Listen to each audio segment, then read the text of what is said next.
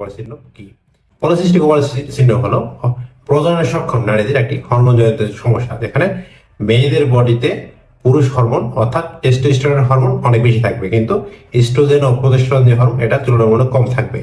অনিয়মিত মাসিক হবে, ওভুলেশন ঠিক মতো হবে না, অর্থাৎ ডিম্বাশয় থেকে ডিম্বাণুর নিঃসরণ ঠিক মতো হবে না, ওভারিতে একাধিক সিস্ট থাকবে। এখন আমি বলবো সিস্ট কিভাবে তৈরি হয়। মাসিক চক্রকে 3 ভাগে ভাগ করা হয়। প্রথম ভাগ 1 থেকে 14 দিন।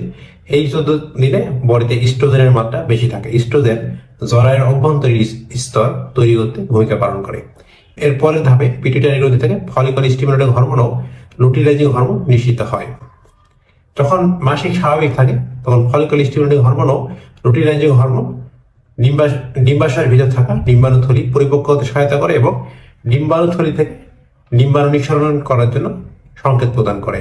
কিন্তু যখন ডিম্বাণুথলি থেকে ডিম্বাণু নিঃসরণ ঠিক মতন হয় না, তখন ডিম্বাণুথলিটি সিস্টে পরিণত হয়। এভাবে যখন একাধিক সিস্ট দেওয়া হয় এবং অনিয়মিত মাসিক চক্র বডিতে পুরুষ হরমোনের উপস্থিতি থাকে, তখন তাকে আমরা পলিসিস্টিক ওভারি সিনড্রোম বলতে পারি। তবে পলিসিস্টিক ওভারি সিনড্রোম হলে যে সিস্ট থাকবে এটা সত্য না। দেখা যাচ্ছে অনেকের বডিতে পুরুষ হরমোনের মাত্রা অনেক বেশি। সব পলিসিস্টিক ওভারি সিনড্রোমে আক্রান্ত রোগীর বডিতে সিস্ট থাকে না। অনেকের বডিতে অ্যান্ড্রোজেন অর্থাৎ পুরুষ হরমোনের বেশি থাকে এবং অনিয়মিত মাসিক চক্র থাকে, কিন্তু সিস্ট থাকে না। আবার অনেকের সিস্ট থাকলেও তাকে পলিসিস্টিক ওভারি সিনড্রোম বলা যাবে না।